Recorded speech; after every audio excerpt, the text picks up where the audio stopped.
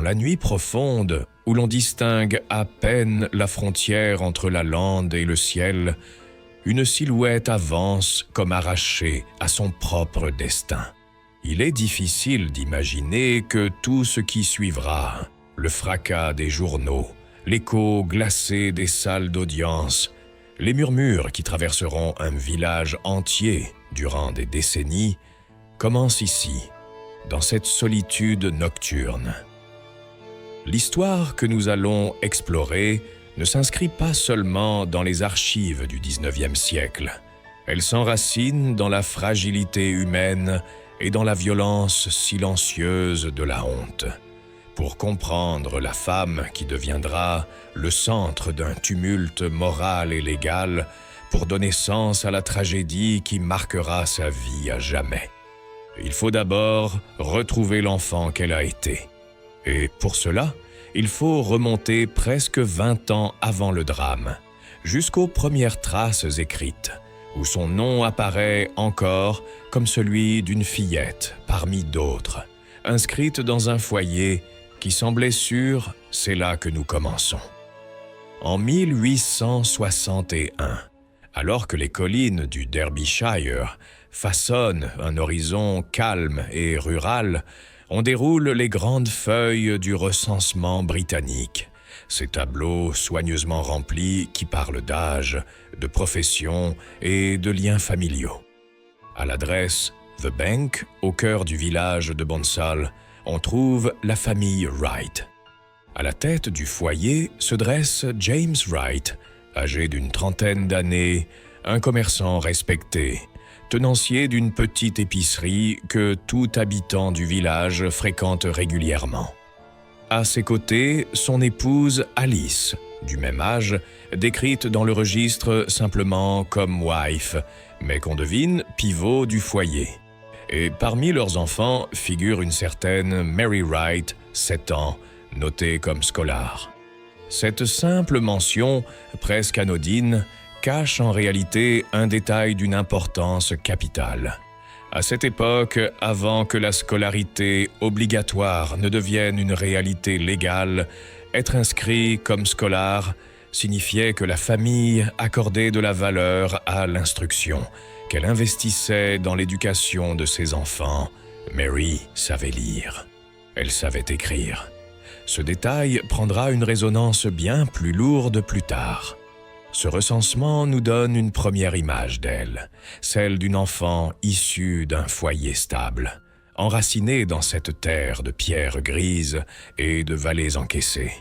Rien, dans ce portrait initial, ne laisse présager l'ampleur de ce qui arrivera. Pourtant, c'est ici que se déroule la première partie de sa vie, dans la sécurité relative d'un village où chacun connaît le nom, la famille, la réputation de l'autre. Et c'est dans cette atmosphère où la moralité victorienne tisse un filet serré autour de chaque individu que Mary grandit.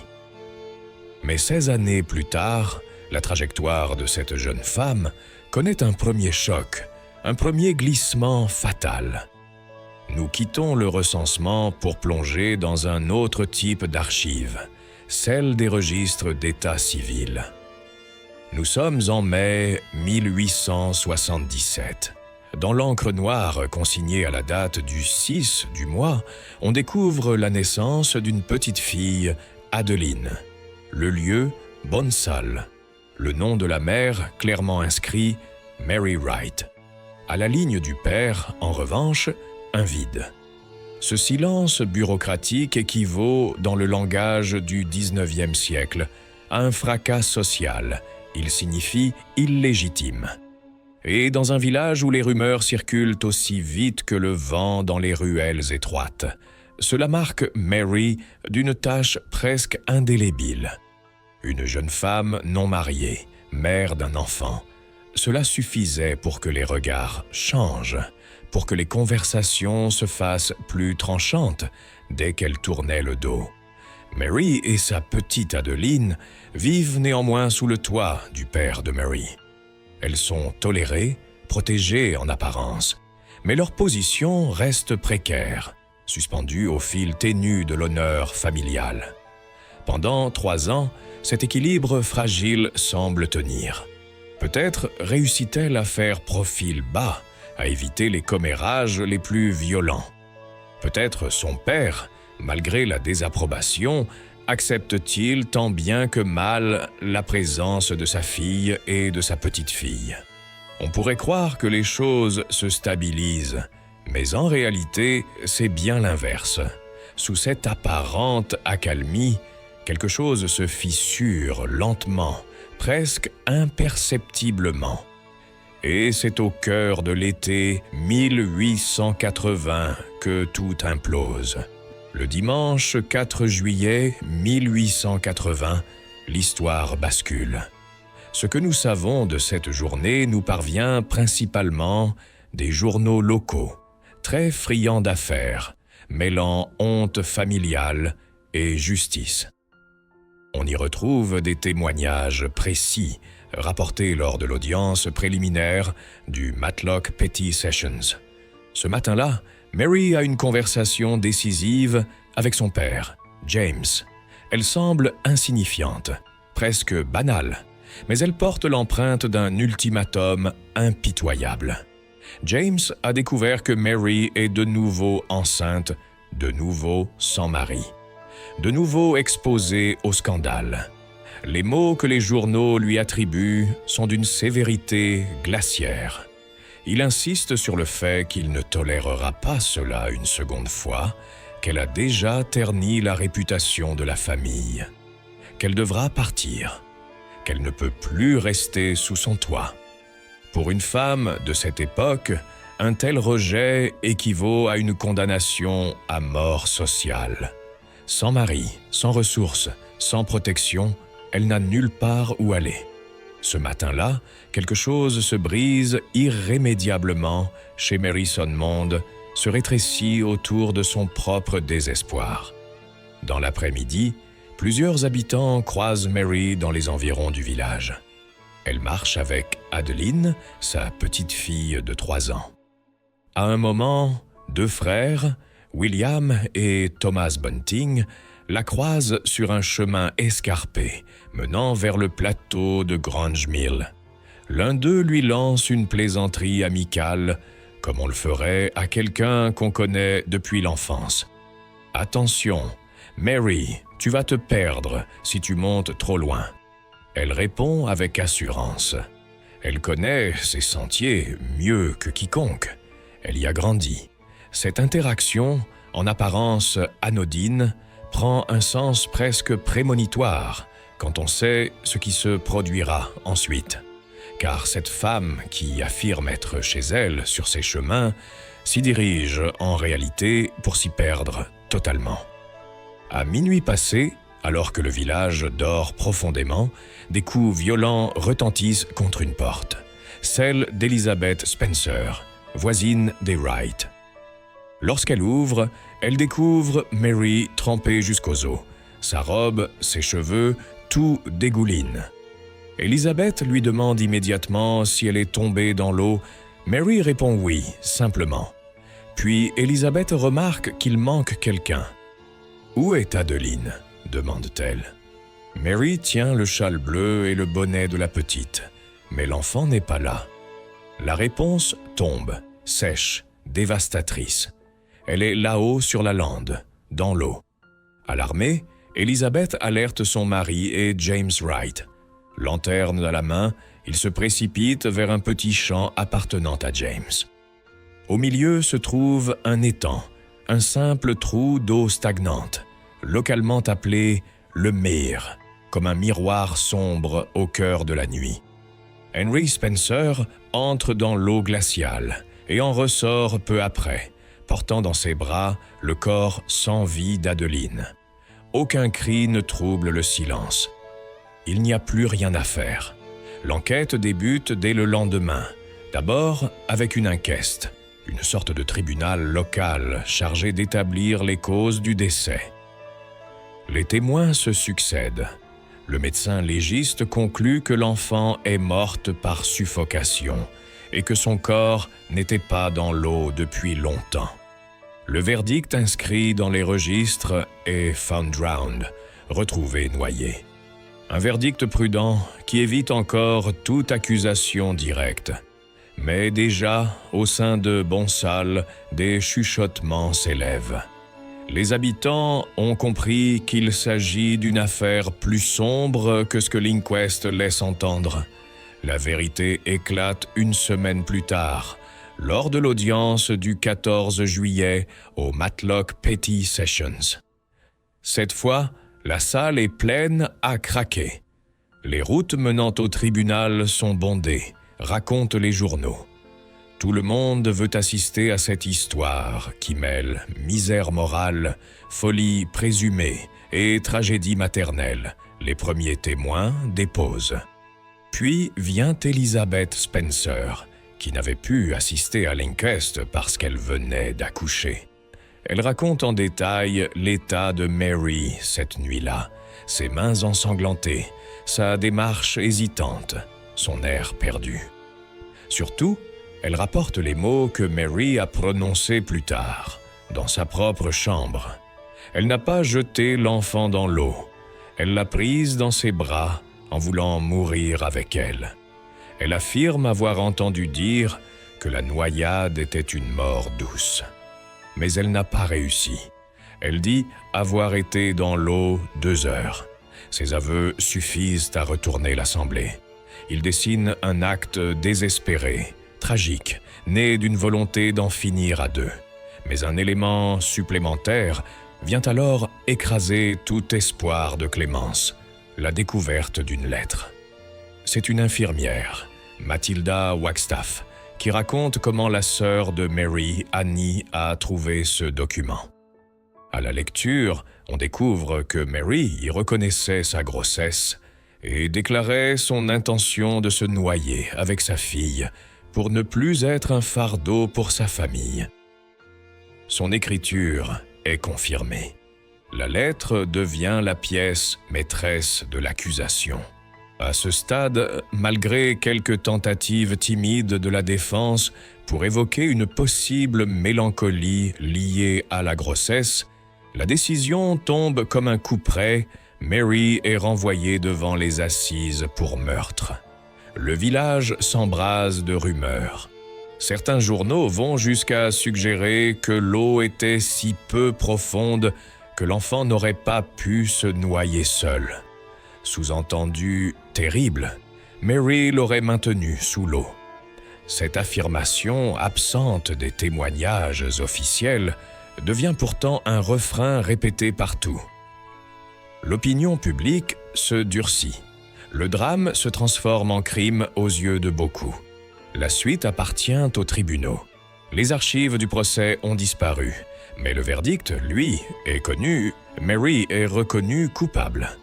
La sentence pour meurtre est inévitable, la pendaison. Mais un détail attire l'attention. Le juge ne porte pas la coiffe noire, ce carré de tissu traditionnellement posé sur la tête pour annoncer la condamnation à mort. Un geste discret, mais lourd de sens.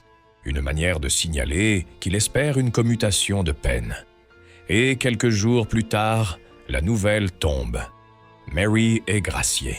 Sa peine est transformée en travaux forcés. Elle purgera 7 ans avant d'être libérée sous condition.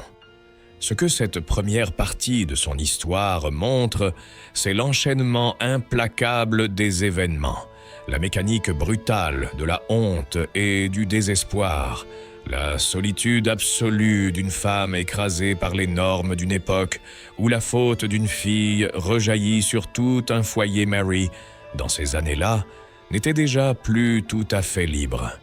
Chaque geste, chaque regard, chaque silence la poussait un peu plus vers l'abîme. Et pourtant, ce n'est que le commencement de son parcours. La suite révélera un destin que personne n'aurait pu prédire.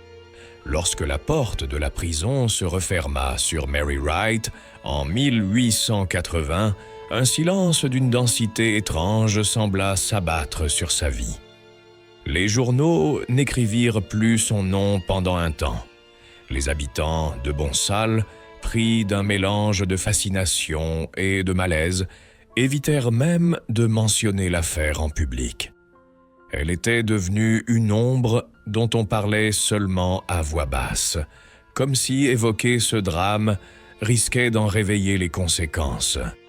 Pour le reste du pays, Mary rejoignait la longue liste des femmes condamnées, figure tragique souvent oubliée.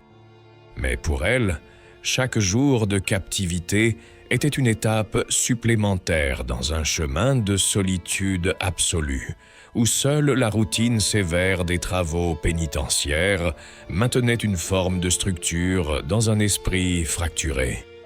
La prison victorienne n'était pas seulement un lieu d'enfermement. C'était une machine conçue pour briser l'identité, pour imposer l'ordre par la répétition mécanique et la fatigue.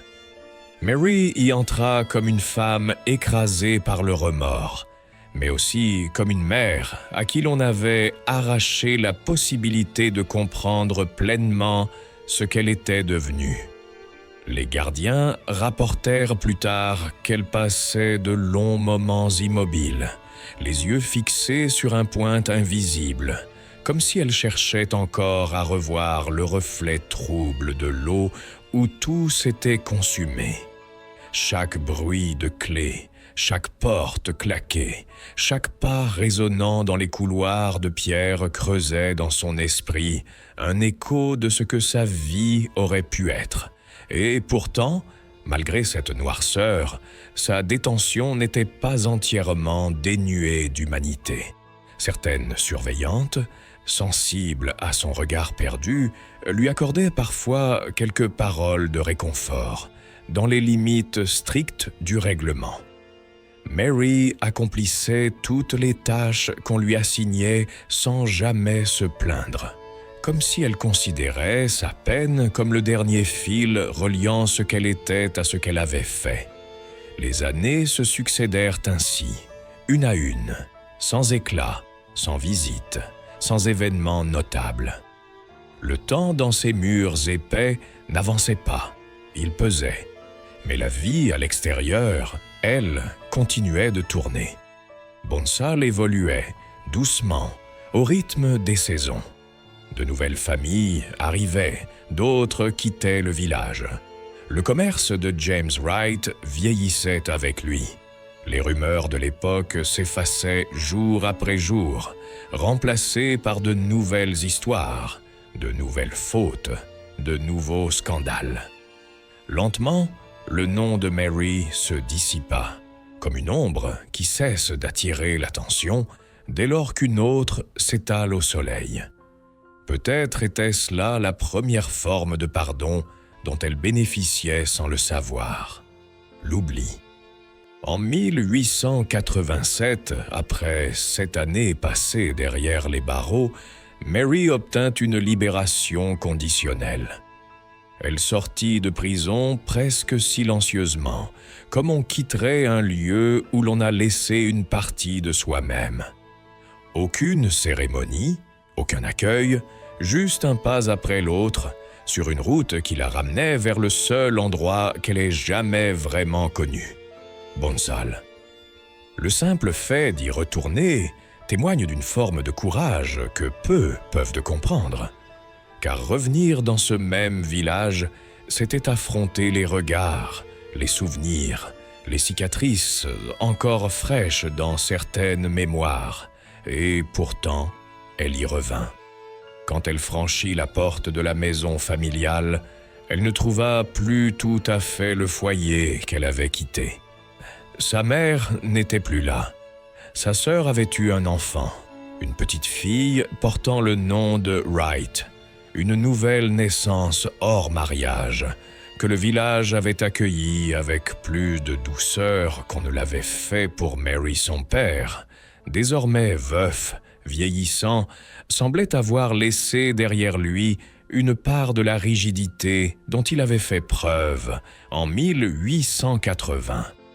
Peut-être le temps avait-il émoussé sa colère. Peut-être la culpabilité avait-elle creusé son cœur, comme l'eau creuse la pierre à force de passages répétés.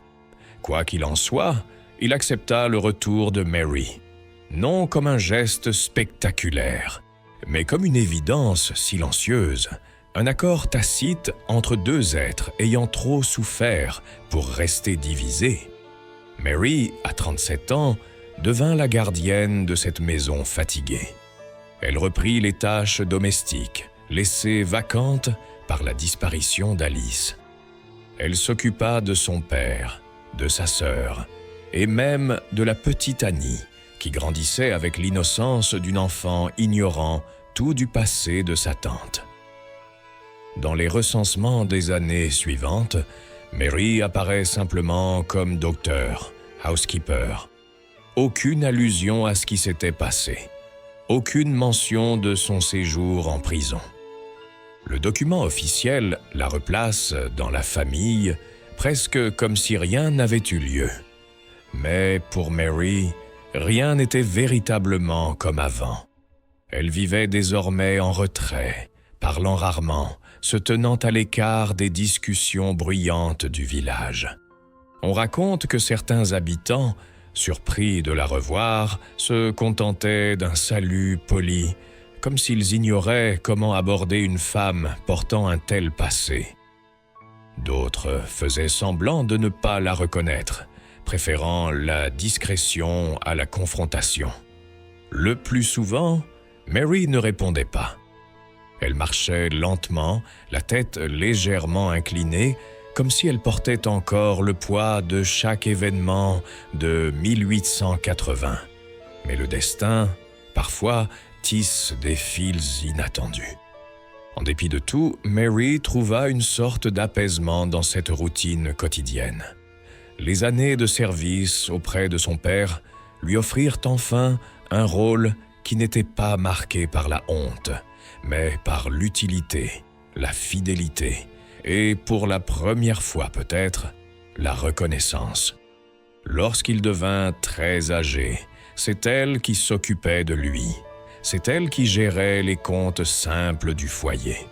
C'est elle qui veillait la nuit quand il était malade. Et à la mort de James Wright, quand son testament fut ouvert, un fait surprit ceux qui en prirent connaissance. Il avait nommé Mary comme co-exécutrice de ses biens. Elle, sa fille, celle qu'il avait rejetée au moment le plus vulnérable de sa vie, devenait en quelque sorte l'héritière morale de ce qu'il laissait derrière lui.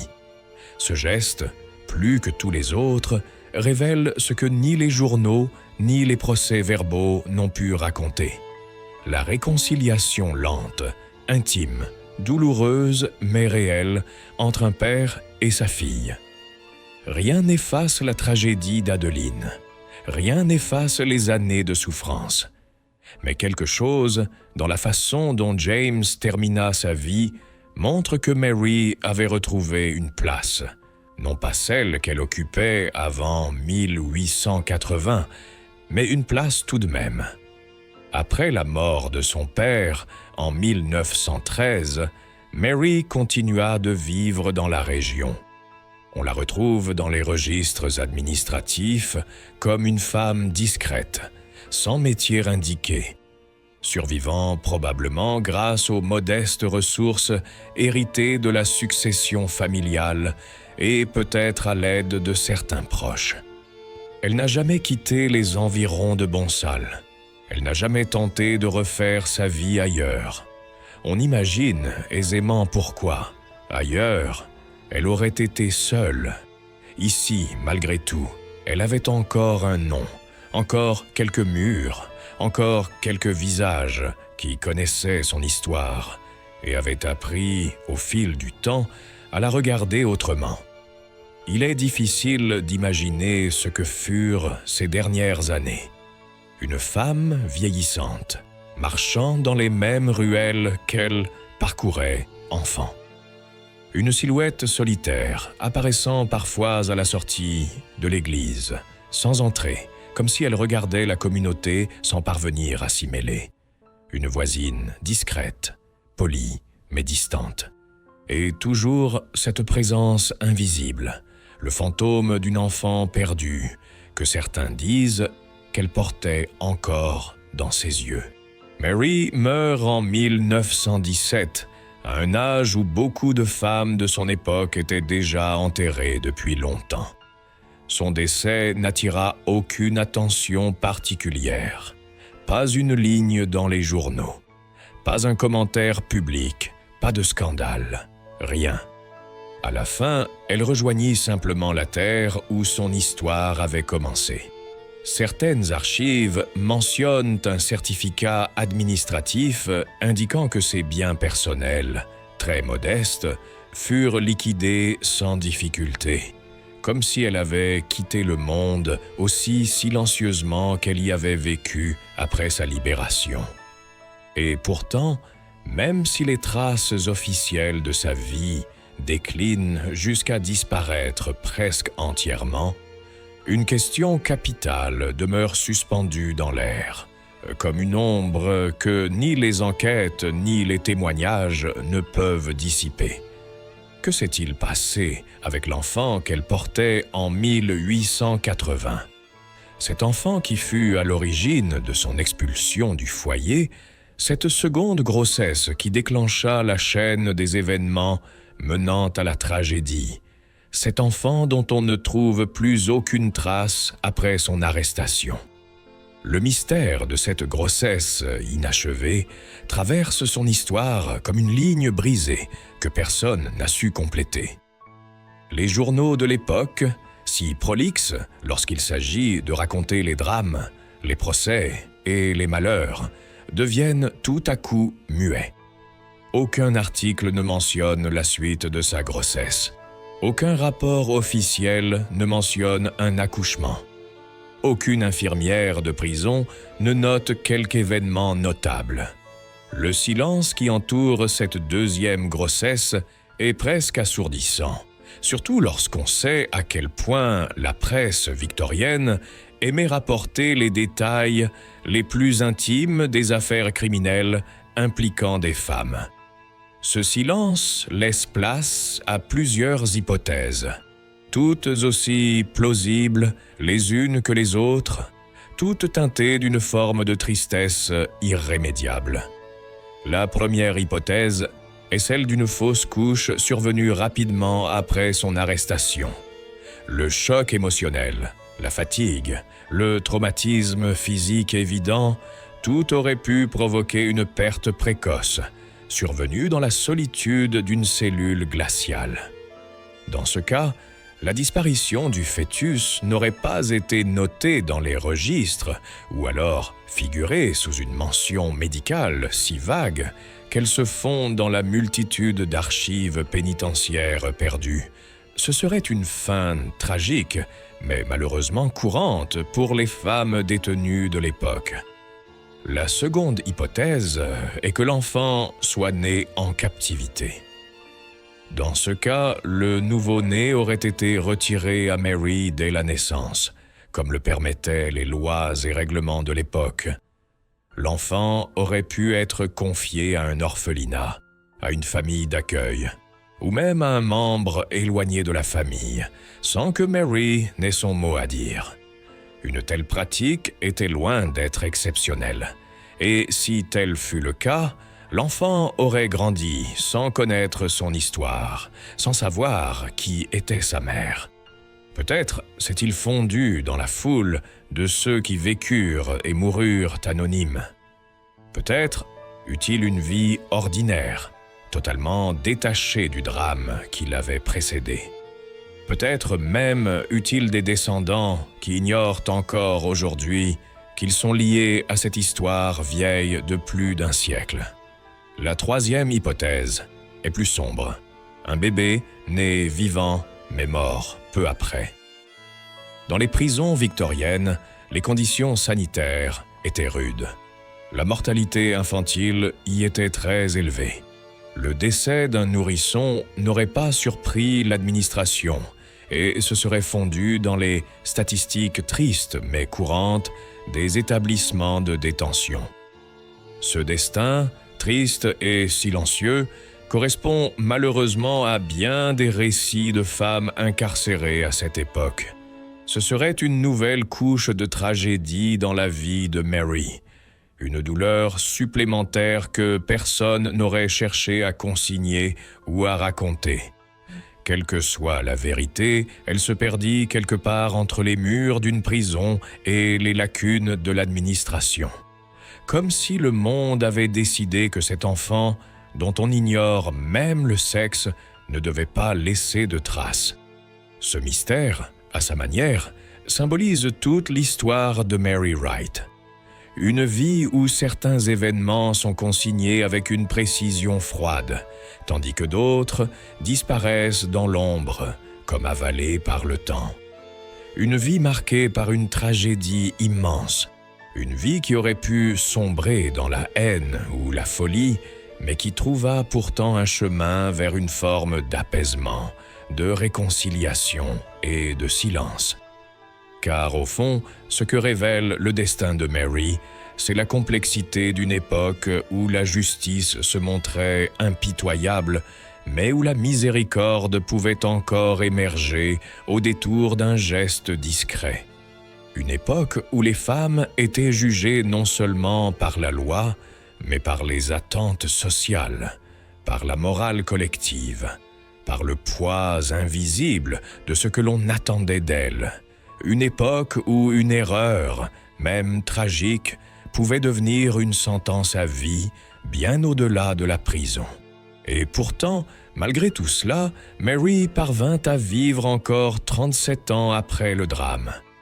37 ans à réparer, à se faire oublier, à retrouver une place parmi les siens.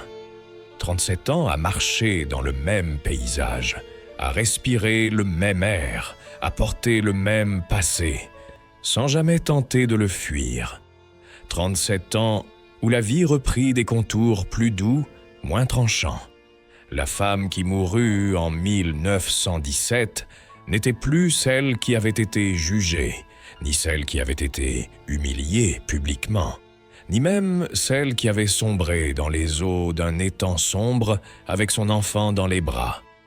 Elle était devenue autre chose, un mystère, un symbole, un rappel silencieux de ce que la société victorienne pouvait faire peser sur les épaules d'une femme jeune et vulnérable.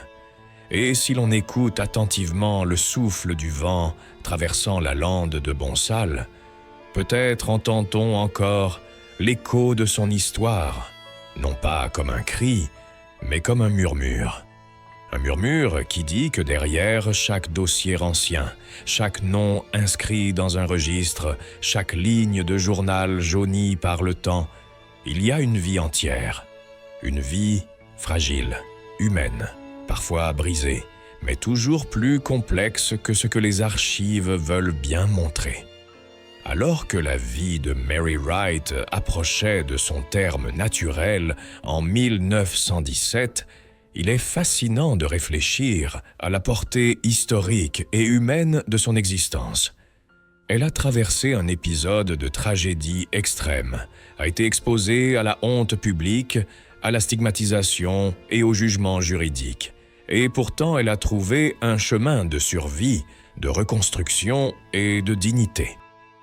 Son parcours est un exemple clair de la complexité des vies individuelles et de la capacité humaine à transformer la douleur en force silencieuse. La fin de sa vie dans le village de Bonsall, à proximité de l'étang où sa fille Adeline avait trouvé la mort, peut sembler presque poétique. Les paysages qu'elle connaissait depuis l'enfance sont devenus un lieu de stabilité et de mémoire intérieure. Chaque sentier, chaque praire, chaque maison du village était chargée d'histoire, mais aussi de continuité. Mary Wright a vécu dans un environnement familier, entouré des éléments tangibles et immuables de son passé, ce qui a probablement contribué à son sentiment de sécurité et de contrôle dans ces dernières années. L'histoire de Mary Wright illustre également comment la société victorienne, bien que rigide et parfois impitoyable, pouvait offrir des voies de rédemption. La peine initiale, le jugement public et la prison ont constitué une expérience traumatisante et rédhibitoire, mais le système juridique a permis, par l'intervention du juge et la clémence de la reine, une forme de pardon institutionnel. La grâce accordée à Mary, par la commutation de la peine de mort en servitude pénale, révèle la capacité de l'autorité à équilibrer justice et compassion, même dans une époque marquée par des codes moraux stricts et des sanctions sévères. Il est fascinant de considérer l'impact psychologique de cette grâce sur Mary. La survie physique après un jugement de mort probable aurait été en elle-même un choc, un mélange d'angoisse et de soulagement, mais elle lui offrait également une seconde chance. Cette seconde chance n'était pas un simple retour à la normalité. Elle impliquait une reconstruction minutieuse, une réintégration dans la famille et dans le village, et la maîtrise de ses gestes et de ses paroles pour éviter de raviver le scandale ou le jugement. Mary Wright transforma cette opportunité en discipline quotidienne, en engagement envers sa famille et en constance silencieuse. La réintégration de Mary dans la maison familiale et dans le tissu social de Bonsall est un exemple frappant de résilience sociale et personnelle. Après avoir été marginalisée et humiliée, elle retrouva progressivement un rôle central, non par des démonstrations publiques, mais par la répétition des gestes du quotidien. Préparer les repas, soigner son père, soutenir sa sœur et s'occuper de sa nièce étaient autant de moyens de restaurer sa dignité et sa place. La normalité apparente de ses actions masquait une force intérieure immense et une stratégie de survie psychologique raffinée. La question du deuxième enfant de Mary reste un mystère persistant. Les archives ne documentent pas sa naissance ni son destin, laissant place à plusieurs hypothèses. Un avortement spontané dû au stress et au traumatisme, un accouchement en prison suivi d'un placement externe ou un décès infantile rapidement consigné hors de Bonsall. Cette incertitude est symbolique. Elle montre comment certaines vies peuvent disparaître de la mémoire officielle et de la conscience collective, mais aussi comment la survie de ceux qui restent, comme Mary, peut devenir un témoignage puissant de résilience. Le rôle de Mary Wright comme figure stabilisatrice au sein de sa famille devient encore plus clair lorsque l'on considère la situation de son père dans ces dernières années. James Wright, autrefois autoritaire et capable de rejeter sa fille pour préserver l'honneur familial, finit par lui confier la responsabilité de la maison et la gestion de ses biens. Cette confiance retrouvée illustre un aspect central de la vie de Mary, sa capacité à transformer la honte et l'exclusion initiale en loyauté, constance et responsabilité, ce qui lui permit de rétablir son rôle au sein de la famille. La dernière décennie de la vie de Mary est également révélatrice de la manière dont elle choisit de vivre dans le silence et la discrétion. Aucun scandale n'est rapporté, aucun incident majeur ne semble troubler son quotidien. Cette maîtrise du comportement, ce contrôle de l'apparence et de la parole, est une forme de puissance silencieuse. Elle montre que la résilience ne se mesure pas uniquement à travers des actions spectaculaires, mais aussi à travers la constance, la discipline et la capacité à maintenir un environnement stable, malgré des traumatismes profonds. L'histoire de Mary Wright, lorsqu'on la regarde dans son ensemble, offre plusieurs leçons universelles. Elle illustre la fragilité de la condition humaine face à la société et à la loi, la capacité de rédemption et de reconstruction personnelle, et la puissance du silence et de la constance comme instrument de survie. Mary a navigué dans un monde strictement réglementé et moraliste, mais elle a trouvé sa propre voie de résilience, transformant le désespoir initial en un engagement silencieux mais efficace envers sa famille et son environnement. Mary Wright démontre également comment la mémoire personnelle et collective peut être sélective.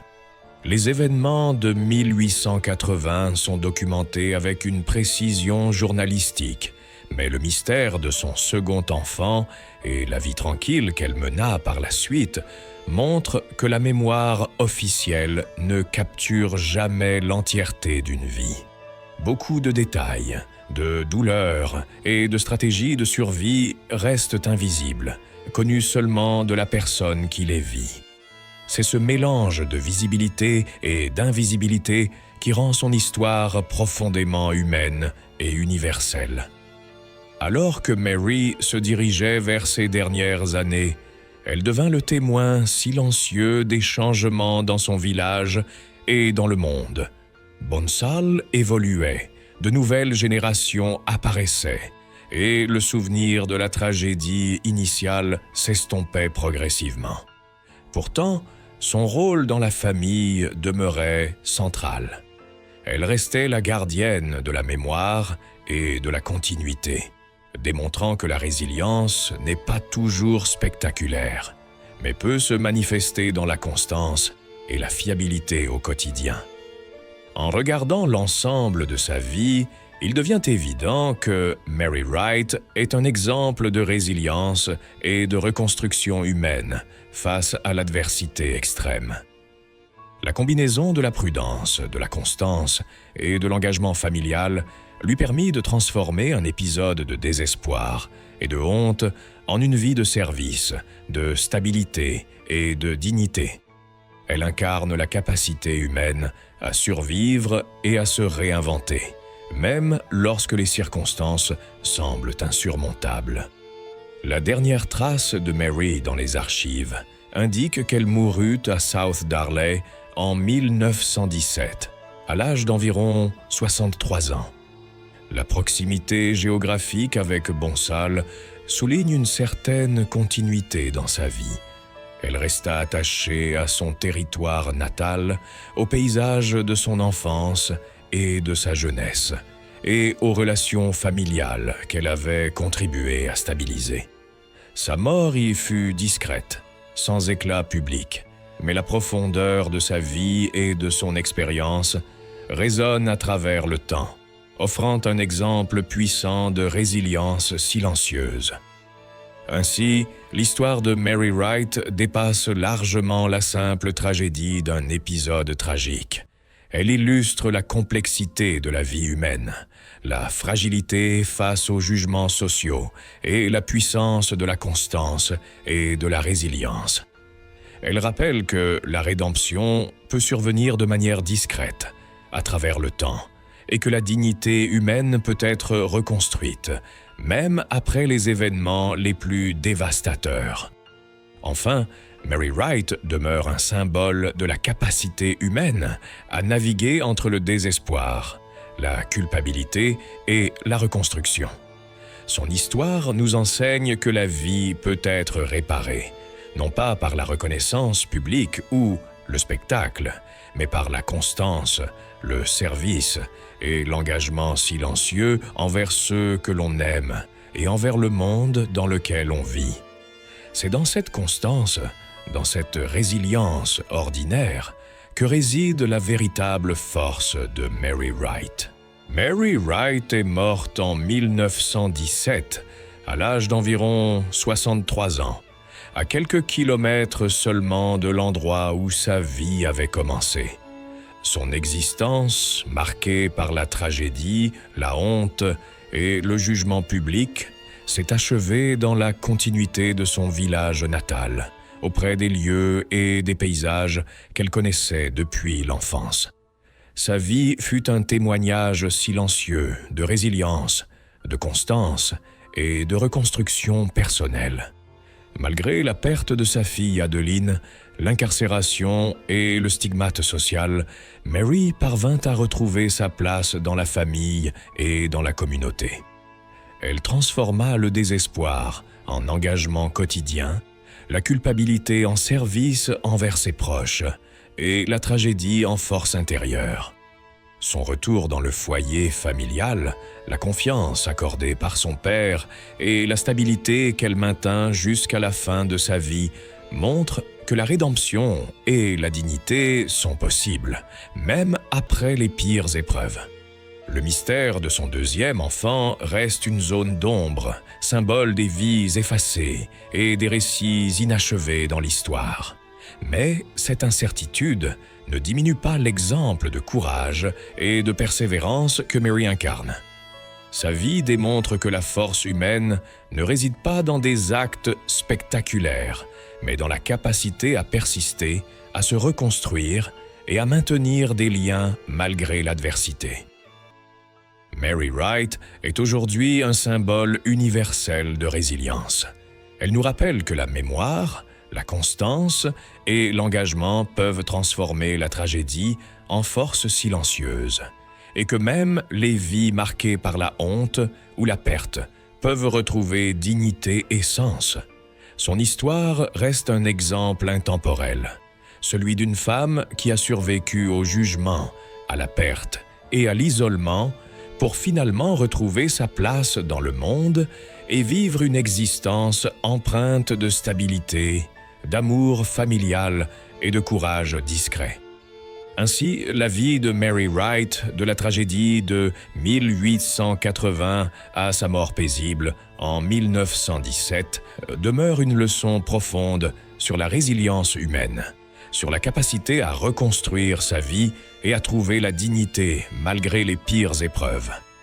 Elle nous montre que, même face à l'ombre et à la douleur, il est possible de continuer, de protéger ceux qu'on aime et de créer un héritage silencieux mais durable, un héritage de force, de constance et de courage.